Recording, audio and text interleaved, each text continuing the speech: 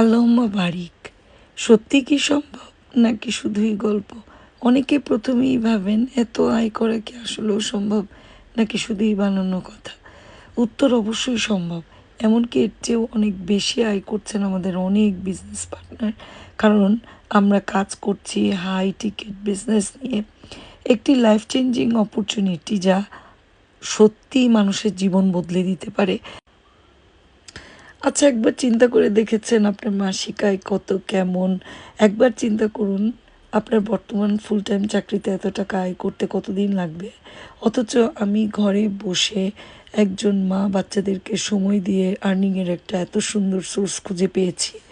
আমার গল্প আমি আপনাদেরকে বলি। আসসালামু আলাইকুম। আমি আনুশকা মাহমুদ। আমি আয়ারল্যান্ড বসবাস করছি বিগত ২১ বছর থেকে। আলহামদুলিল্লাহ আমি ৪ টি ছেলের মা এবং ৪ টি ছেলে বিভিন্ন বয়সের হওয়াতে আমার পক্ষে ফুল টাইম জব বাইরে গিয়ে করা সম্ভব না।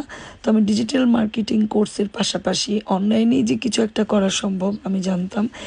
কারণ আমি অনলাইনে অনেক কিছু এর আগেও করেছি।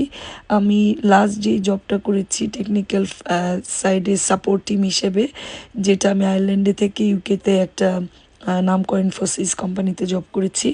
তো আমাকে আবার ছেড়ে দিতে হয় বাচ্চাদের বিভিন্ন নিডসে। তো আমি এমন একটা বিজনেস বা এমন একটা অপরচুনিটিস খুঁজছিলাম যেখান থেকে আমি একটা মানে ঘরে বসে কিছু করতে পারবো, প্লাস একটা আর্থিক সচ্ছলতা যেটা দিয়ে আমি আমার ফ্যামিলিকে নিয়ে এনজয় করতে পারবো, বিভিন্ন জায়গায় যেতে পারবো, ও আমার বাচ্চাদের স্বপ্ন পূরণ করতে পারবো।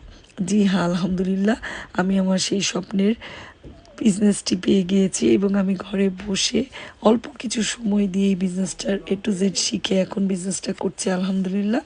সো আমাদের এই বিজনেস প্ল্যাটফর্মটি, কেউ বলেছিল তুমি পারবে না, কেউ বলেছিল এটা স্ক্যাম, কেউ বলেছিল তোমার দ্বারা কিছুই হবে না, কিন্তু আজ আমি তাদের দেখিয়ে দিয়েছি হ্যাঁ আমিও পেরেছি। সাফল্যের রহস্য কি? ধৈর্য, পরিশ্রম, সফলতা। আল্লাহ যখন এক পথ বন্ধ করেন আরও 10টি পথ খুলে দেন। বিজনেসের সবচেয়ে বড় গল্প, আমি পর্দা মেনটেন করে সফলভাবে এই বিজনেস চালাতে পারছি। আমার বাচ্চাদের প্রতিটি মুহূর্ত উপভোগ করতে পারছি, ইবাদত করতে পারছি, সময় মতো কাজ করতে পারছি। ফাইন্যান্সিয়াল ফ্রিডম, টাইম ফ্রিডম দুটোই পেয়েছি। আল্লাহ যা দিয়েছেন তার জন্য আলহামদুলিল্লাহ, যা দেননি তার জন্য আলহামদুলিল্লাহ। নিজেকে কখনো ছোট ভাববেন না। আপনার মধ্যে বিশেষ কিছু আছে, আপনাকেই সেই প্রতিভা কাজে লাগানোর সঠিক রাস্তা খুঁজে বের করতে হবে।